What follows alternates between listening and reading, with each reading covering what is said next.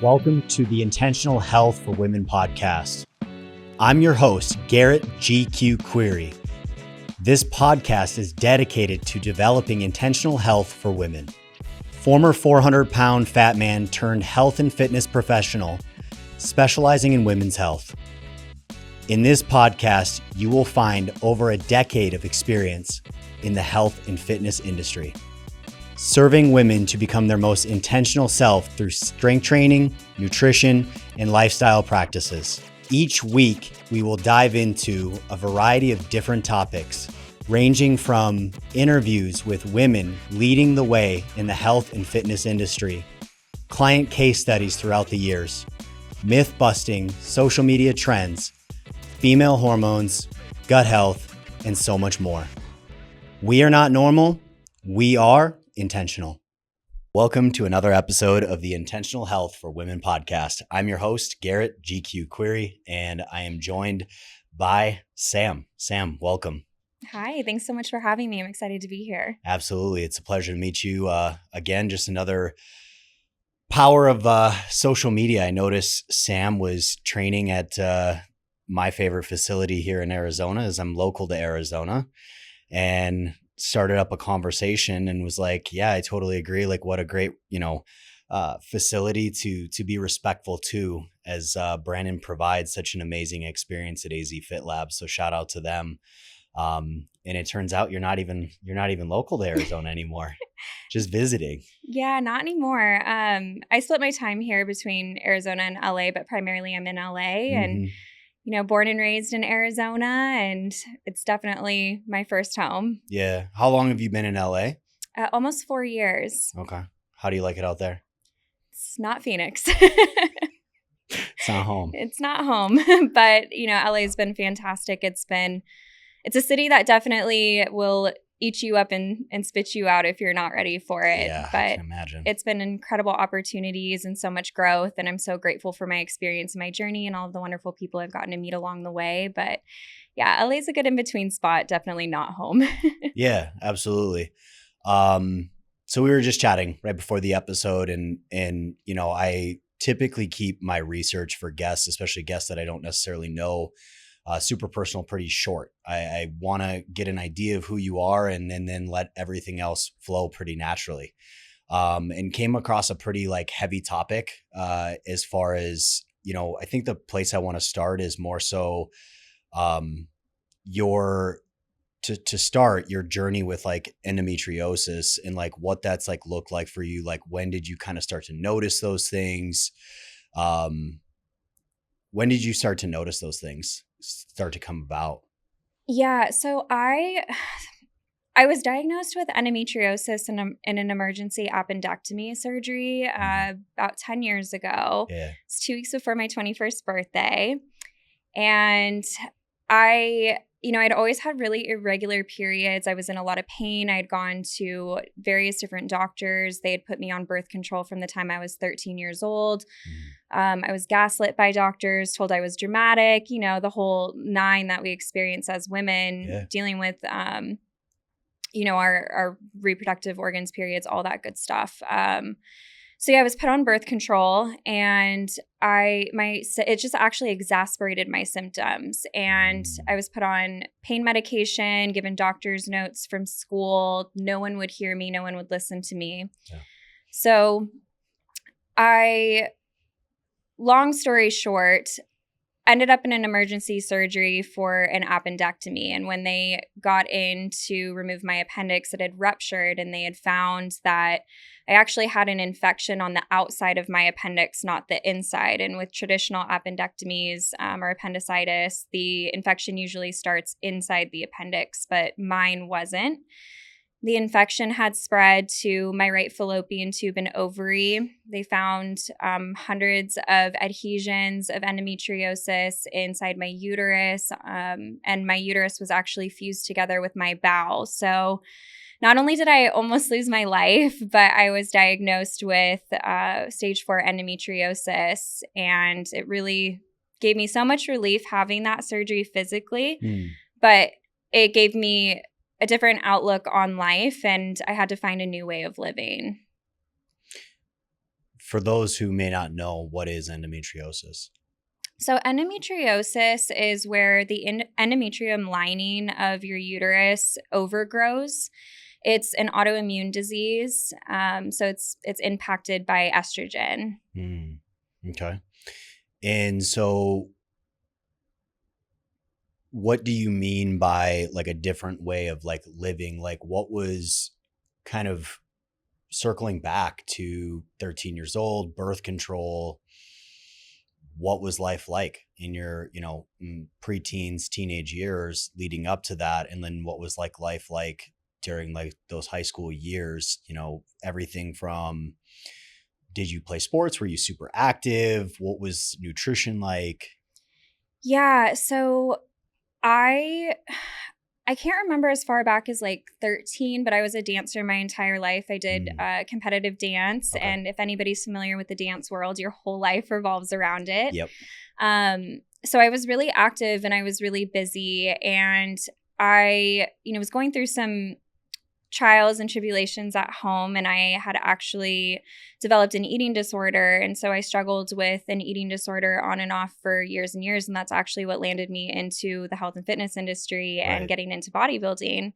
But my endometriosis just got worse and worse. Yeah. And I remember times where I would be so sick. I would just be like, TMI, but anybody with endo will know you're just kind of blowing it out both ends for weeks on end. Okay. Like you're in excruciating pain with your periods before and after. Like you can't get out of bed. And I remember just being so debilitating and thinking like, is this how it's going to be forever? Is it always going to be like this? And, I was a rebel child. I was drinking and partying and doing all the things that we do as teenagers. Right. And it was just exasperating it and making it worse. And then the birth control on top of that was making it worse. I didn't have proper tools for nutrition or how to manage it because I didn't even know that I had it. I just thought that that was normal. I thought everyone experienced that. And I learned later on that we definitely should not have periods like that. But they don't do enough education. You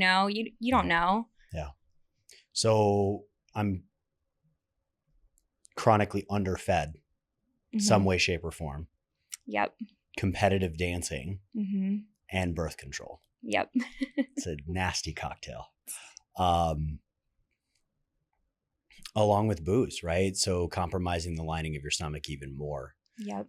Which I don't know, like how deep you've gone. I'd imagine being a part of the health and fitness space and having endo, you probably understand these things pretty well as far as like all those impacts and how it can impact like your gut health. And a lot of times these autoimmune conditions are, start in the gut. Yep. How long did you keep dancing, like all the way through high school, or did kind of endo put a stop to that, like to the point where you just couldn't really do it anymore? No, it never really affected me athletically. I actually, when I graduated high school, I made the decision to stop dancing because of a knee injury that I had in a previous surgery. And I actually fell into bodybuilding, and I was a bodybuilder for about 5 years, was trying to go pro, competed nationally. My whole life revolved around bodybuilding. Yeah. But endometriosis at the end, just because of everything that it takes to compete at that level. Honestly, that was really what destroyed my health and made me like take a step back and really have to reevaluate, like how am I managing my health? How am I managing my endo? Because during that time I wasn't, we think we're eating healthy. We think we're doing all the right things, but just because you have the physique on the outside that looks aesthetically pleasing or looks like the epitome of health, it doesn't mean that everything internally is actually healthy. And I will argue that I was sicker then than I am today. Yeah. And I am so grateful that today, since I had that emergency surgery, I was able to change my nutrition, change my lifestyle and the way that I trained and the way that I supported and nurtured my body through health and fitness, finding something sustainable, getting the inflammation under control, and ultimately being able to put my endometriosis into remission. Yeah. The only reason why it had relapsed was actually because I went back on birth control and it relapsed all of my symptoms. So interesting. Okay. Yes. So circling back, you knee injury, I'm guessing 18, because like you 14. Actually, yeah. I had so my you first, stopped dancing at 14 because of the nope, knee. kept dancing. Oh. Yeah. But like, when did you decide to stop dancing? I decided to stop after high school. Yeah. I knew I wasn't, initially I had wanted to go pro. I wanted to move out to LA. I wanted to dance professionally, and my knee just never recovered. So I, had to start looking at other avenues. And I initially wanted to become a surgeon. That's what I wanted to do for a career. Wow, yeah. So I'd kind of started, planning for that. And I don't know, everything just kind of changed, and here I am coaching fitness. That's amazing. Yeah. So you then go into bodybuilding, you said 5 years, right? So It was like just shy of 5 years. So you hit 18. 18 to then 3 years in at 21, you have the emergency surgery. You still kind of hold on for another couple years after that. Yep. But emergency surgery gave you a lot of relief. It gave me a lot of relief. Yeah. I didn't expect it. But I was told it was twofold, right? I went into a surgery coming out with a diagnosis that how do you conceptualize something like that at 20 years old? And because of where the infection had been in my fallopian tube, I became really high risk for ectopic pregnancies. And I knew at 20 years old, from consulting 3 different specialists and doctors, that infertility was probably something that I was going to face in my life. You never think these things are going to happen to you until they do. Yeah. And I would have never thought that 10 years later, I would be sitting here walking through what my doctors told me, 10 years ago, I may be faced with or may experience. So yeah, pretty crazy. Could you even conceptualize it at that age? Like what that really meant? No, I couldn't. Honestly, I think at that time I was doing the best that I could. But, when you're 20 years old and a woman in your whole life is ahead of you, I think society puts a lot of pressure on us that, we're supposed to get married, have kids, do the family thing. And for me, it was never my dream to be a mom. It was never my dream to start a family. I wanted to, start a business and travel and go live. And, I didn't want those things when I was that age. But I think when you're told that you may not have that opportunity or that power of choice in getting to decide if you want a family, that's the hard part. That's hard to conceptualize. And back then we didn't have medical advancements, right? Like IVF isn't what it is today. We didn't have a lot of those options. And so I think for me, I just decompartmentalized it and put it in a box. And I was like, oh, it's never going to be me. I'm never going to have to struggle with that. I'm healthy. I'll be fine. And I think it's set in the older I've become that, oh, wow, like, this disease really wreaks havoc. And all I hope to do is to be able to share my journey, share my experience, and help other women know, one, you're not alone, because this is one of the hardest journeys to walk, is with endometriosis and infertility. But also knowing that there is relief and there is hope, and I'm living proof of that we can nurture our bodies, we can take care of them in the right ways, and we can get to the root of what is causing our endometriosis, or for women that have PCOS, to flare, and really figuring out what that is for us and what kind of lifestyle we need to create to better manage it and give ourselves relief so we can live life to the fullest. Yeah, absolutely. So you have the emergency surgery, you get some relief. You're at that point, I'm guessing by 3 years in, you're competing at the national level. Yeah, I was actually, my surgery happened about 3 months out of my first national show. And I was actually gearing up to go into a different national show. We were trying to condense them. And a couple weeks before I was supposed to leave, I was in prep, and ended up going on just like a quick little snowboarding trip with my friends, just for a little day trip. And I thought I was constipated for a few days. That's not TMI, but no. I was having stomach pains. But when you live with endometriosis, it's not abnormal to have pain like that. And I honestly thought that I was maybe like constipated because my hormones were fluctuating. And I was like, okay, well, maybe I'm just like in my cycle at some point. And then the pain just got worse and worse. And I couldn't eat. I couldn't drink anything.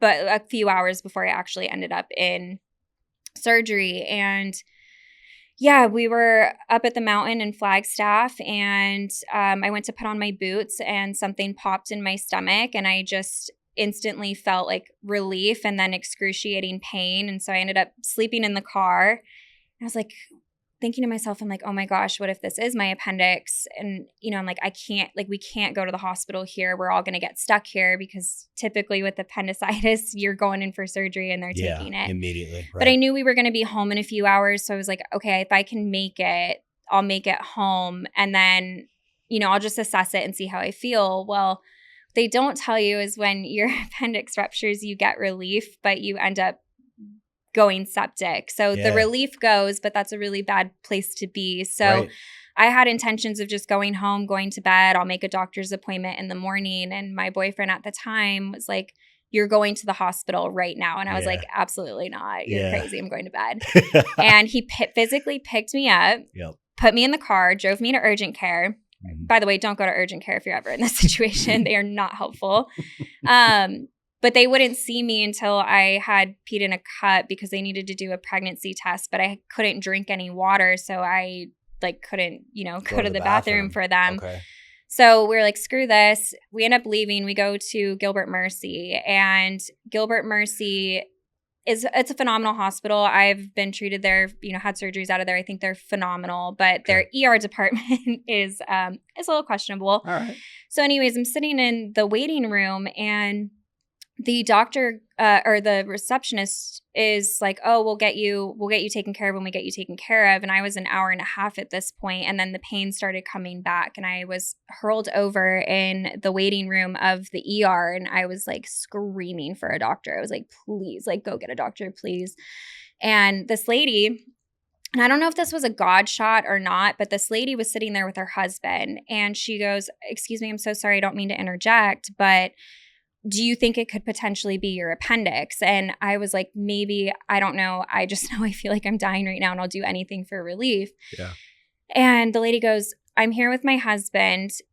We were here a week ago or 2 weeks ago. His appendix had ruptured in the waiting room. We waited for hours before it had finally ruptured, and he was rushed into emergency surgery. And because he wasn't treated in time, he actually ended up in the ICU for a week and a half. We got discharged, and now we're back home. She goes, if I were you, I would go to a completely different hospital, call them in advance, tell them you're coming in. And I remember looking at my boyfriend and our family. I was just like, I don't care. Like, just get me out of here wherever we got to go. Jeez. So we called this smaller hospital. It's no longer there anymore, but it's in Gilbert. And, we were like, this is the situation. They said, get her in the car. We started doing intake paperwork over the phone. They met me in the parking lot with an IV ready to go, hooked me up, took me straight back. And they were like, you're going in for surgery. And that's pretty much how that went down. So it's kind of gnarly. That's crazy. So then what does the next couple of years look like as far as competing? At that point, you had gotten put back on birth control, making your symptoms worse, like during like the next couple of years trying to compete? No, I actually came off of birth control, and I had started doing some research, and I was like, I just feel like I feel like this isn't the answer. I've tried it. I've been on it from the time I was 13 years old. So I'm 21 at that point. And I'm like, I just need to give my body a break. I actually ended up competing about 7 months after I had had that initial surgery. I just needed something to get my mind going and something to focus on. And as an athlete, I mean, what better way to do that than diving back into the sport that you love? Right. So I actually went on to win my second overall and 2 more first places at that show. And I was like, oh my God, I can't believe I did this. I'm back. I took a year off to just build more muscle, get ready for nationals. And at that point, one of my mantras had always been, I always want to preserve my health in this sport. I don't ever want to have to take or run anything. And when I got closer to national prep, I remember thinking, I just want to go pro, like more than anything, I'll do whatever it takes to go pro. Cause I think I was trying to really just prove to myself that like I can come back from something like that and I can accomplish Overcome, this. yeah. What real quick, what division? Bikini? Bikini, yeah. Okay, yep. Bikini A class. Hey, all right. So yeah, I'd won my second overall, my second show sweep at that point, and got geared up for nationals. And I took a lot of advice from a lot of coaches, and I didn't do my research. I ended up becoming the stigma in the story of running everything, and it absolutely annihilated my health. And I came back from nationals, and I didn't place at that show. And I remember I was just devastated. I was absolutely devastated. And I came back and I was sleeping like 16 hours a day. Like I would wake up and I would feel like I was just hit by a bus and I'd have to go back to sleep. I was having so many skin problems. My endo had flared. I was so sick. I couldn't figure out what it was. The doctors started running a bunch of tests. They tested me for autoimmune diseases. They thought I had type 1 diabetes at one point. I spent thousands of dollars on just trying to get answers. And I actually ended up having a very severe vitamin D deficiency, which will mimic all of that. So if you aren't getting your vitamin D levels checked, definitely do it. So luckily that was what the extent of what that was, but it had flared some of my endo. And I was like, I just don't want to live like this anymore. So I made the decision to step away from competing. I didn't think it was going to be a forever choice. I thought it was maybe going to be like a couple years off and then I'll go back. But I really had to learn what lifestyle sustainability meant for me and what it meant to just be a normal person and just build a healthy relationship with food, honor my body, get to the bottom of what was causing my endometriosis and if there was even a chance of being able to manage that. And I really just wanted to heal my relationship with food overall. And as a food avoidant by nature, learning to eat and embrace foods was really important to me. And I didn't want to fear what I was eating. I didn't want to feel held back from life because food had such negative impacts on me, not only physically from not knowing how to manage endometriosis, but just in my life in general. It was always the enemy. Yeah. So, yeah. Which makes sense. I mean, the bodybuilding, right? Like very strategic, strict. This is what I'm eating. No, I can't eat that. That's not on my plan, etc. Yeah. What, if you recall, like what did nutrition look like during like your competitive years? Like even in growth season, like how much did you eat? I don't remember total calories. Yeah, I couldn't tell you the details. I mean, it's been so long. The last time I competed was like 2017. But food wise, I mean, I was eating about 5 meals a day. But I was just eating to fuel. I wasn't eating for pleasure. And I think anybody in the bodybuilding industry who's like really serious about bodybuilding will tell you that, we're not eating based on taste and preference. We're eating because we're there to produce a result so that we can win. Yep. At least my serious competitors will really, understand that. But, for me, it was a lot of chicken, broccoli, and rice, a lot of boiled chicken at one point. We'd have like the steak, ground beef, but yeah, it was pretty much just like protein, veggie, carb. That was it. So, and then, you get your fats in there too, but yeah, I'm going to compete in a year. So, I mean, yeah, you get to a point where it's just like, you have to, I think that's something I'm super passionate about, right? Is not just bodybuilding, but like health and fitness in general is like, hey, you don't have to do this. Like even as a bodybuilder, like you don't need to eat boiled chicken. Like, I'm sorry. Like that's such a whack perspective. Like maybe there comes a point, right? Like 4 weeks out, if something's gone wrong, maybe some boiled chicken, but not eating for taste, right? Like it's just like getting to a point where you just become very robotic and hey, I'm eating the same thing. For all of these meals. Well, I think, it's bodybuilding is a sport that you do it because you love it and you compete because you love it, not because you're, just I could go on a rant about bodybuilding, but for me, in my experience, I did bodybuilding because I truly loved it. I loved the grind. I loved, showing myself that I can do hard things, that I can overcome. And I loved that it was just a competition and a journey with myself and just becoming better and better and better. And, I really, really love and admire that sport so much. And it's really awesome to see so many people getting into bodybuilding these days and really being able to carry forward that work ethic and training hard and doing it for themselves. And everybody's stories that lead them to bodybuilding is really unique. And I think that's what it's really about, perseverance. I think it's just very applicable. I was 400 pounds at 19. My journey to the stage will be 16 years in the making to get there. And for me, it was I dealt with, we talk about disease and stuff as, I've had my own issues with my thyroid and dealt with it. We talk about being gaslit and all this for 8 years. And when I finally had medication on my side and dialed in, it was the easiest diet of my life. And I decided early last year, I was yep, I'm going to go compete. I this level of dedication, this level of structure will carry into multiple other avenues of my life. And this is something that I want to do because it's going to be a piece of the puzzle of building myself into the person that I want to become. So I relate with that so much. So we've kind of given some backstory of the endometriosis. Fast forward to, from what I can gathered when looking, the last couple of years have been a whole new journey. Hell. Hell. Yeah. To say the least.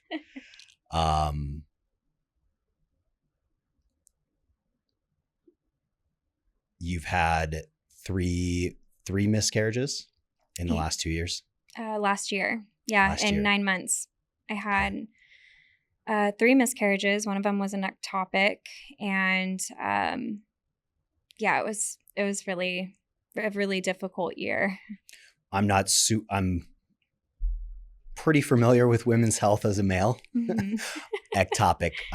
Forgive me. Yeah. So an ectopic pregnancy is where the egg or the sac, it gets displaced. So it's not in the uterus. So it can grow an implant in your fallopian tube. Most commonly, that's where mine was. Okay. Sometimes they can attach in your ovary, but it's not a viable pregnancy. And they're really dangerous. And women do die from them. They're life-threatening. And yeah, it's wild. It's pretty crazy. And how did that one get discovered? Cause it was kind of a fluke that it was discovered in real, cause had it gone any further?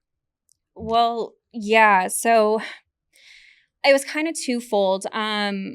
So about 6 months to the day before I went into surgery for my ectopic, I actually had a second excision surgery for my endometriosis. A few years ago, I had gone back on birth control, and it had flared some of my endometriosis symptoms. And the thing with endometriosis is you can never there's no cure for it. So you can get it into remission, but there's no guarantee that it's not going to come back eventually. And mine had started to come back. So I sought an excision surgery because I had one, obviously, 10 years ago during that. What is that again? So what is the excision surgery? They go in and they remove the endometriosis growths. So they cut out the tissue and remove it. And yeah, it's very painful but quick surgery. They go in laparoscopically and remove it from where it needs to be removed. So I went in and I had that surgery done in August, and I also did it to preserve my fertility because I just turned 30 on Friday. And this last Friday? This last Friday. Happy birthday. Thank you. Yeah, I just turned 30, and when you're getting older and you're starting to think about your fertility, you're starting to think about these things. I'm like, if I need to freeze my eggs, or if I eventually have to go the IVF route, I want to be proactive in that, because I don't want to reach a place where that's not an option for me, and in the future if I want to start a family. And so my surgeon is incredible. She's amazing. If you are in the East Valley, you need to go see Dr. Pritchard in Gilbert. I trust her with my life. She saved my life. Yeah. So I had gone in, had that surgery. It was successful. I actually got a positive pregnancy test about 6 weeks post-op, and it was about 8 weeks post-op, but with the recovery, they tell you don't get pregnant within 12 weeks. Sure. And I was taking all the right steps. I was doing everything I was supposed to be doing. And the surgery was really successful. And I ended up having a miscarriage. But when your body's healing from a surgery like that, your cycle is irregular and your ovulation schedule is irregular. It's not normal within the first few months. So it did end up being a miscarriage. And if anybody has had a miscarriage, your cycle can kind of get messed up, in the following months while your body's kind of trying to level itself out. Yep. So I was having some irregularities, and it wasn't uncommon because of my endo, but I was taking the right steps for preventative for pregnancies. And my boyfriend and I, had done our thing, and I took a plan B.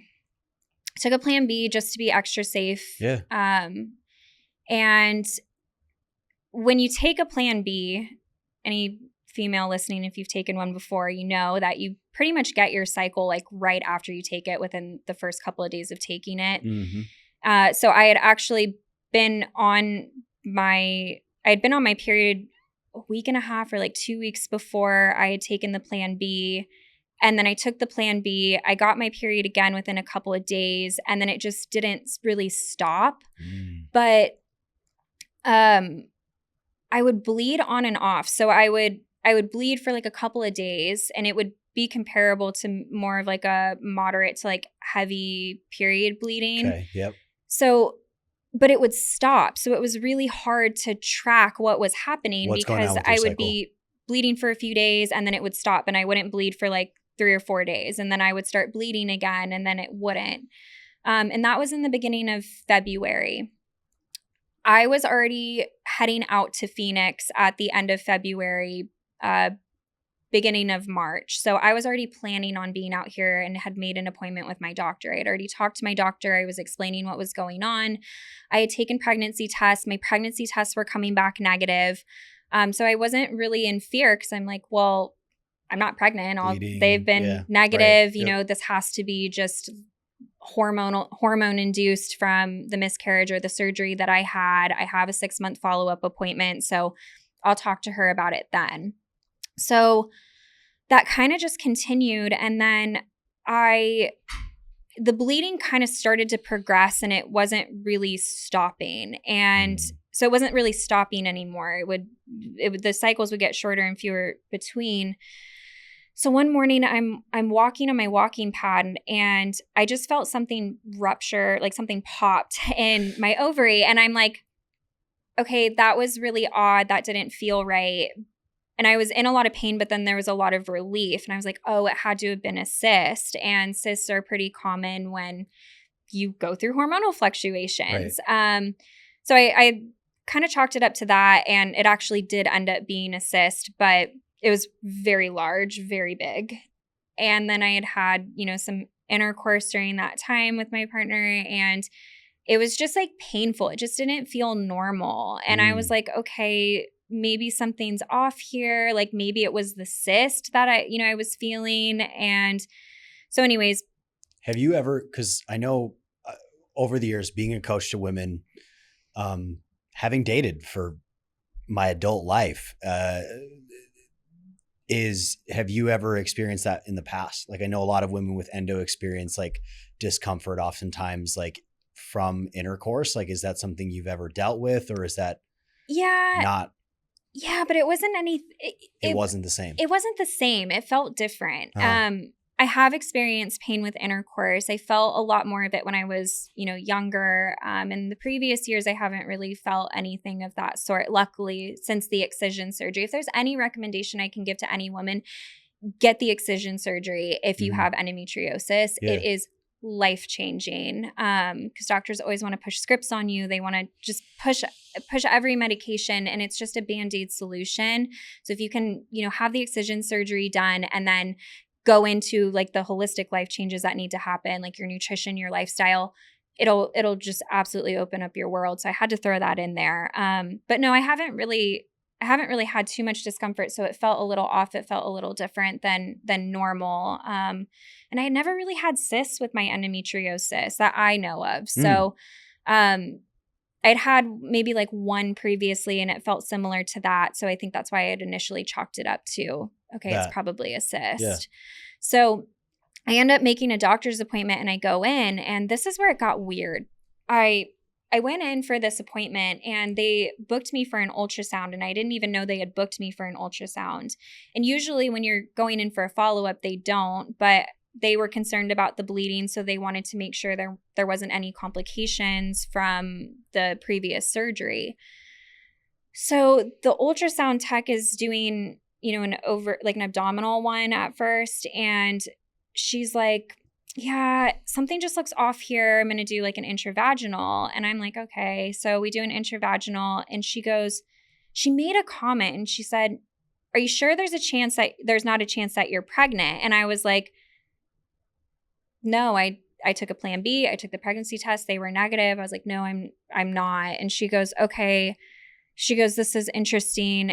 But she wasn't giving me any answers. And if you're a female who's ever been in that space, it is absolutely terrifying when an ultrasound tech is like, oh yeah, the doctor will talk to you, but something doesn't look right, but they're not telling you what it is. And you're like, oh my gosh. So,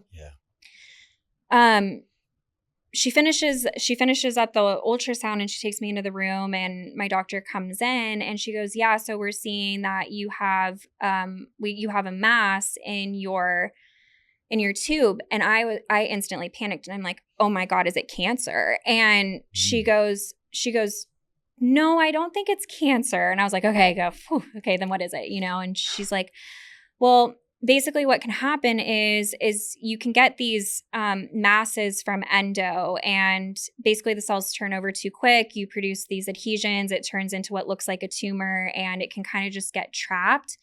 She's like, you did have, I think it was like a 1.54 centimeter cyst that had ruptured in my ovary. So they saw the trauma from that. Don't quote me on that because it was somewhere within there.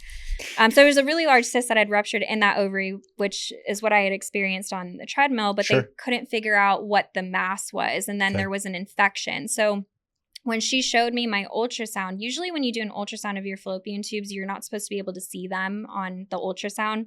Usually you'll see your ovary, and then you'll see your uterus, but you don't see the fallopian tube. You don't see the tube. Mine looked like a freaking sausage. It was like you could see the walls in super thick. I should pull it up. I'll show you it after because I got to find it. But yeah, it was insane. She goes, that's your fallopian tube. That's a full-blown infection. But I don't know what this mass is. She goes, it's weird because there's fluid that's collected around that side of your uterus. And she goes, and usually we only see that if there's been a pregnancy. She goes, but you're not pregnant. And she goes, so we're just going to figure out what this is. We're probably just going to put you on some heavy antibiotics, and then we'll take a look at this over the next couple of weeks, see how the antibiotics do. If the infection doesn't come down within the next 4 weeks, we'll take you in and probably just remove the tube in April. And I was like, okay, that makes sense. But I think at this point I was just so sick of having problems with that tube. I was like, well, could we just go in and remove it? Because this is now the second time I've had an infection in that tube and it's caused problems. I don't want to end up in the situation I was in 10 years ago. I just want to be proactive. And she was thorough, and she goes, look, like the last thing we want to do is just jump straight towards taking it out. Like, let's just see if we can get it under control. Let's reassess and see how you feel. And if you still feel that way, we can discuss options. And I was like, that's fair. Because this is the one when I was listening you had 150% blocked, 100. I'm guessing this is the one that's 100% blocked. So yeah, so this tube initially, when I had the excision surgery back in August, that tube was 100% blocked, and the left tube was a 50% blockage. Okay. So they were able to, get it all out, and it was successful, and everything looked super healthy and clear. Clear. There were no complications at that time. So when she was leaving the room, she said, she goes, okay, well, I'm going to go get that script put through. I'll be right back. And I go, hey, you guys didn't run a pregnancy test when I came in, which I thought was kind of odd. And I said, is there any way you guys can just run one just for peace of mind, just to make sure this isn't an ectopic? And she goes, yeah, absolutely. Let's just go ahead and run one. So I go to the bathroom and I come back in and I'm sitting there and I'm like, it's going to be negative. I've already got him negative. And she comes rushing in the room and she goes, this is an emergency. And I was like, what? And she goes, it came back positive. She goes, I've got to locate where this pregnancy is because I think that mass is an encapsulated ectopic. And I said, what do you mean encapsulated? She goes, I think that the endometriosis, your hormones surged, and I think it encapsulated the pregnancy. And I think that the pregnancy is inside of that mass in your tube. And I was like, well, what do we do? And she goes, well, it's Thursday. We're closed through the weekend. So you're going to have to come back on Monday and we're going to have to run your HCG levels. And if your HCG is doubling, then we know that that's the ectopic. If the HCG drops on Monday, then we know that it was a miscarriage. And I was like, okay. So when you run an HCG, you can only do it within every 72 hours. So it doubles every 48 to 72 hours when you're pregnant. Yep. So if that number is rising, the pregnancy is growing. If that number is dropping, that pregnancy is miscarrying. Okay.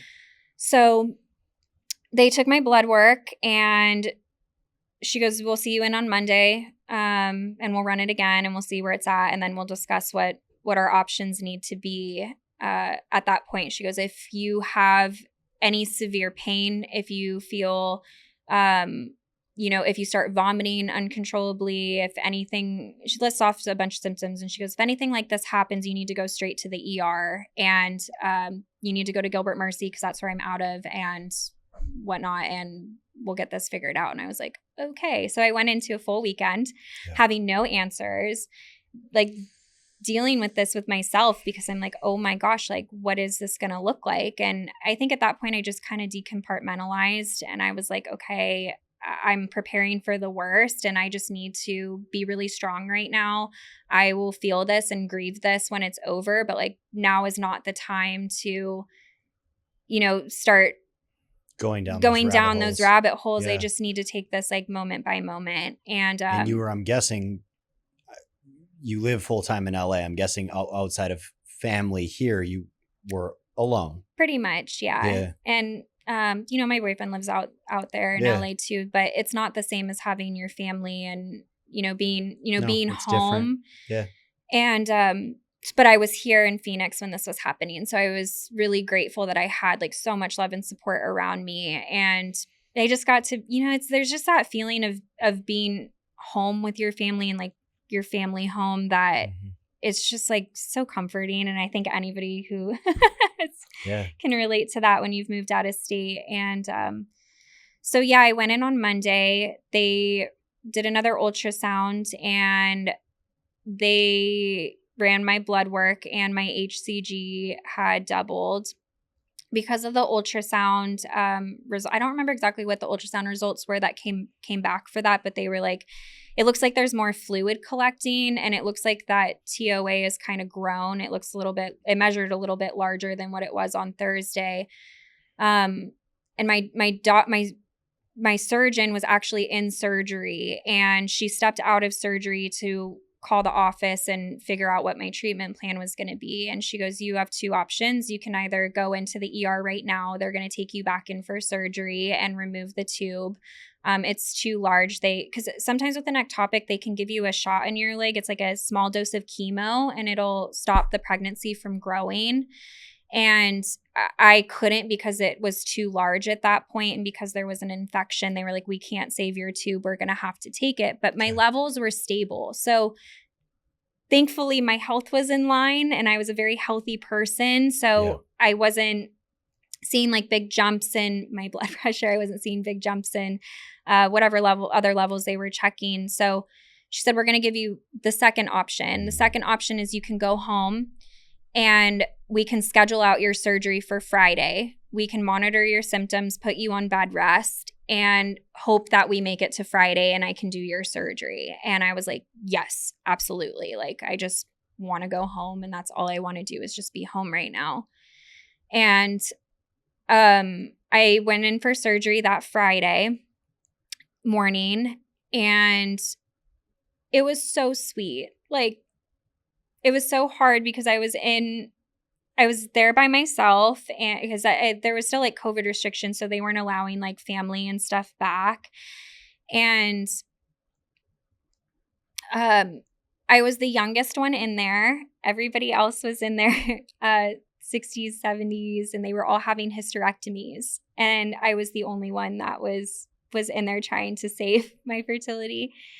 And the nurses were so kind, and the anesthesiologist was amazing. They were just hanging out with me, just giving me so much love and holding my hand, giving me praise, and just like being so compassionate to the situation. And I think I had just, like I said, decompartmentalized so much that I couldn't let myself be sad, and I couldn't let myself like really feel what I was actually feeling, because I just didn't think that I would be able to stop feeling that at that time. And I just wanted to power through. I just wanted to get it over with. Yeah. And so anyways, I went in for before I went in for surgery, the nurses and anesthesiologist, they actually were like, can we say a prayer together? And I was like, mm-hmm.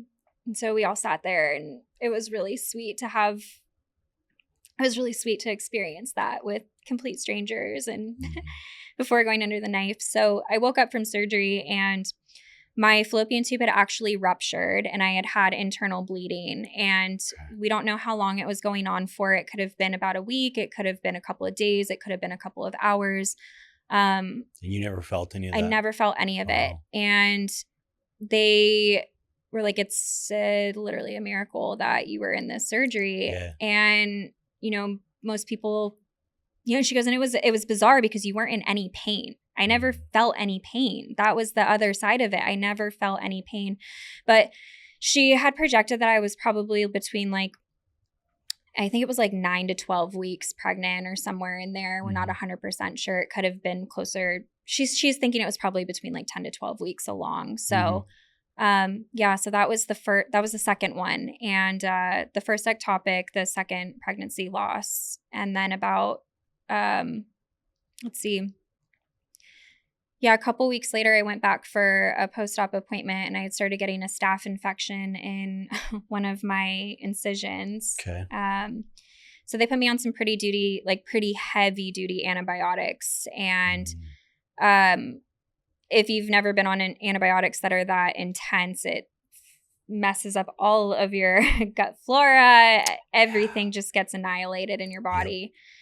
Yep. So I ended up in the ER for a pretty severe UTI that I had gotten from those antibiotics about a month later. Yep. I had started a new birth control to just try. I just didn't want to go through this again. And I was like, let me just try a birth control. My doctor was like, we'll try it for 90 days. Let's reassess where you're at in 90 days. But you're really fertile right now. So let's just do what we can to make sure that this doesn't happen and give you some relief. And at this point nobody tells you that when you have a miscarriage or you have an ectopic that you are still really high risk for postpartum depression. I had no idea that I thought only women who carried full term could get postpartum depression. And I am living proof that you can get it. Yeah. So I got I ended up being diagnosed with moderate to severe postpartum depression after my third miscarriage. And I went a few months without any relief or like really any help or any answers. I thought that I was just grieving, but it was like an extended depression to I can't even explain it. I think it's something if you've gone through it, if you know, you know. If something you've never been through, I -3 out of 10 would never recommend it. It was awful. And then, yeah, I ended up taking this birth control. I think the antibiotics had definitely interfered with my body's ability to like really adapt to the new birth control effectively. I think there was a lapse in that time period where I was on the birth control and I was on some antibiotics. So my third pregnancy could have happened around that time. I'm not 100% sure. Yeah. I was taking all the precautions. I was doing all the things. All the things, yeah. I was told not to take Plan B because of it. They think that the Plan B is what had caused the ectopic. They think it had slowed the travel of the egg. And that's what it ultimately had probably contributed to that ectopic happening. Okay. So yeah, it was 2 weeks before the 4th of July. And I was like, I'm just going to take one just to be safe. Like, I'm just going to take one for peace of mind. And it was positive. And I was like, there is no way this is happening. And I felt this sense of relief. But I also just like felt so much sadness in me that I was like, what if this happens again? What if I go through another miscarriage? So I didn't tell anybody. I didn't want anybody to know. And my boyfriend and I were the only ones that knew about it. And I ended up traveling for the 4th of July up to Northern California to see family. And my goal was to go through the weekend and have nobody know. And I would just kind of navigate this as I got home, tell them when I was ready. Yeah. On the 5th of July, I ended up having a full-blown miscarriage in front of my whole family. And I ended up in the ER. I spent the whole weekend in the ER, terrified that it was another ectopic and trying to get answers, couldn't get answers because of the duration. Like I said, you have to wait like 48 to 72 hours for them to run your HCG. It was like a whole mess. And it ended up being confirmed that it was a miscarriage later on that week. And I was just devastated. It was awful. I think what's crazy is like, as you said that, I think, again, power of social media. I think at some point I followed you and I don't even remember when. I think I remember like reading you sharing like that story. Like it just like, it's like imprinted in my mind. Like, and I had no idea at that time that it was like number 3. Like I just read a brief clip and I was like, oh, wow. Like that's, ooh, rough. Yeah, this is actually the first time I'm like talking about the entirety of it openly. So, and I really appreciate that. You know, like I happened to just like scroll and I found that post and I was like, okay, yep.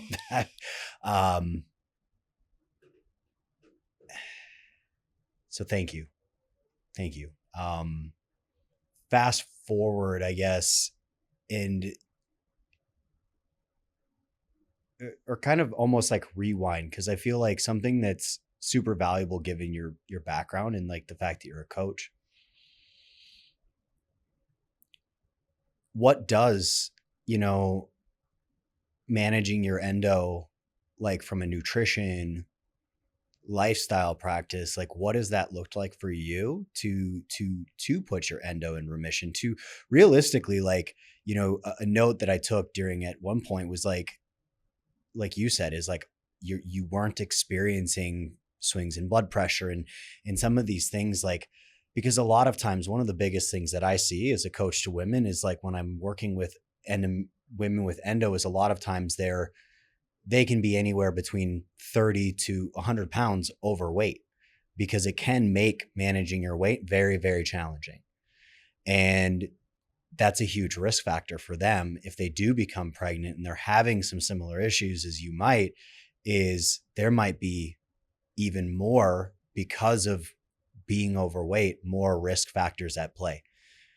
Where, like you said earlier, you got kind of lucky as far as like being in a really healthy place, as you weren't dealing with any other potential complications. So what is like managing your endo? Like, what does that look like for you? Well, first thing I want to say is it took a lot of trial and error, and all of our bodies are different. Yeah. So what works for me, might not work for somebody Right. else. This is just my experience. And as a coach, I have to put that out there. Yeah. Because, we hear sound bites and we grip at things and we're like, oh, just because this person did that, I'm going to do that and it's going to work for me too. But everyone's endometriosis looks different for everyone. I have, girlfriends that have stage 4 and they've never had a symptom in their life. And I have friends that have stage 1 and have worse symptoms than I ever had. And so I think it really is just dependent on your body. So the most important thing for me was getting in tune with my body and understanding what my body was trying to tell me.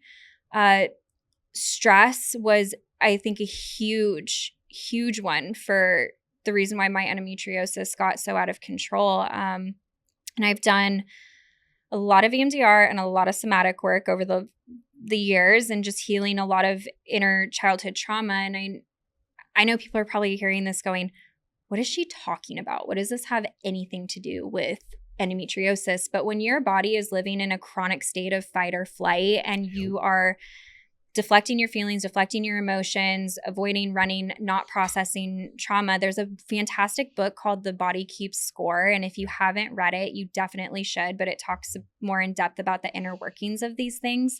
But your mental health is, in my opinion, I think is one of the biggest drivers for why there are so many autoimmune conditions. And I think that was a huge reason for mine. There was also hereditary. It does run in my family. I happened to get the golden ticket for it, but I think it could have been managed differently earlier on had I, had better stress management tools. Yeah. As far as the eating goes, again, it all comes back to our mental health, right? I mean, I was a food avoidant. I struggled with eating disorders. I probably caused a lot of damage to my body metabolically during those times.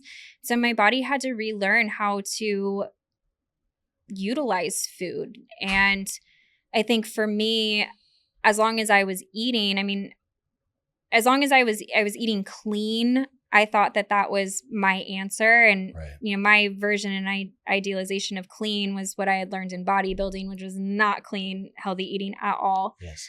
So I started doing a lot of research, right? And I tried everything. I went pescatarian for a few years. That was great. I loved that.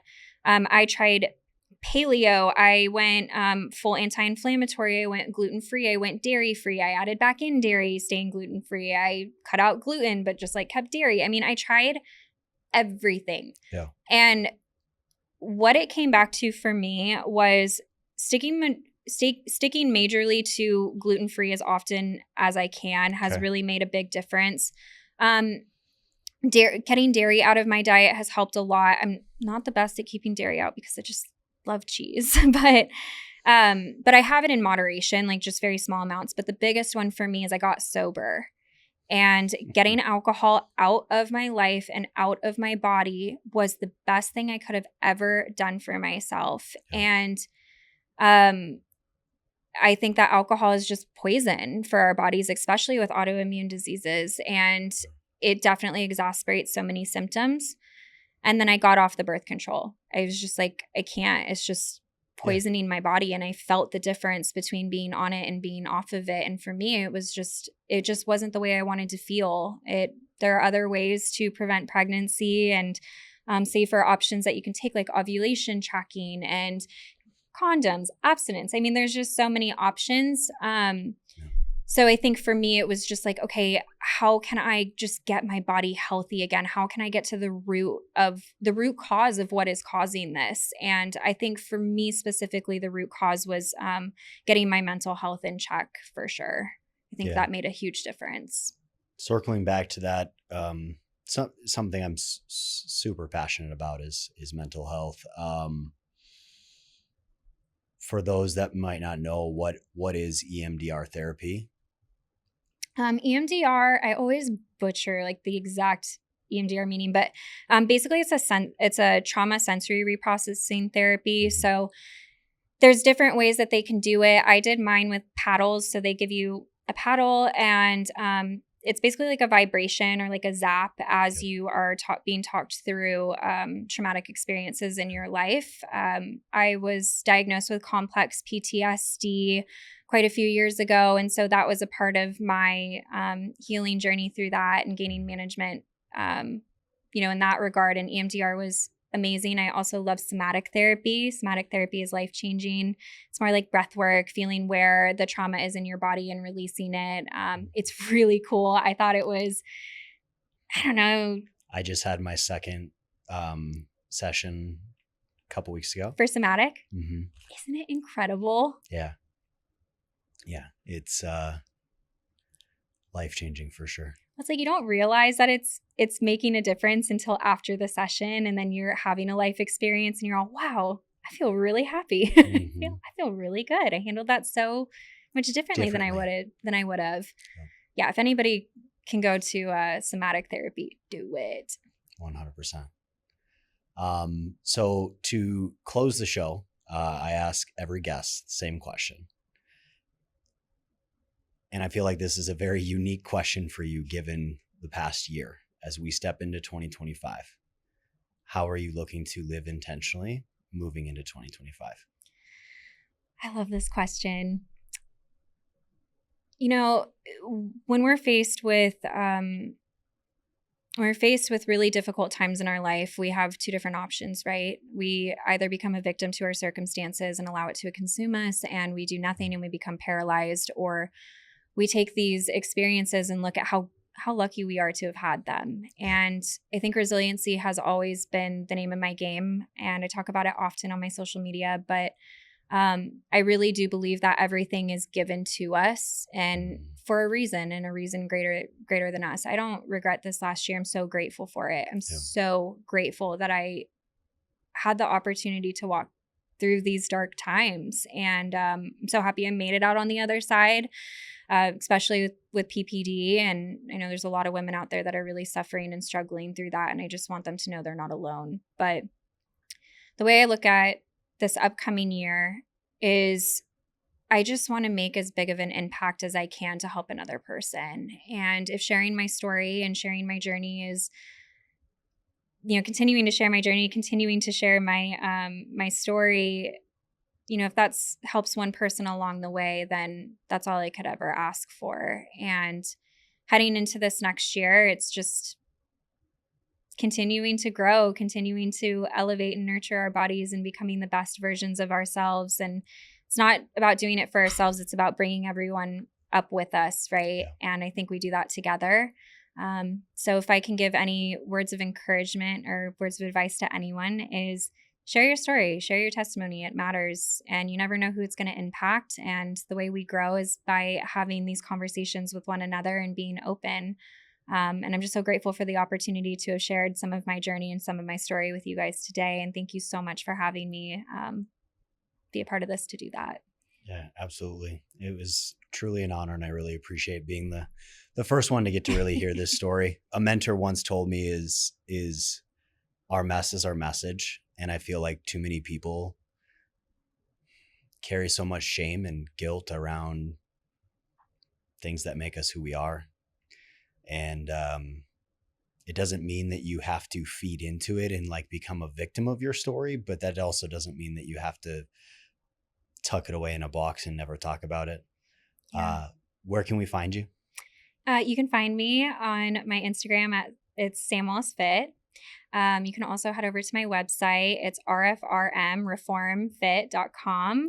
If you're interested in learning more about my story or checking out other podcast interviews that I've done. But yeah, Instagram's the best place to connect. And I'd love to hear your stories. I'd love to hear your experiences. They always help me feel less alone. And happy to share mine and any questions that, help you in your endo journey. So amazing. Thank you so much. Thank you. If this episode brought you value, please subscribe, share with a friend, and leave us a review. We are not normal. We are intentional.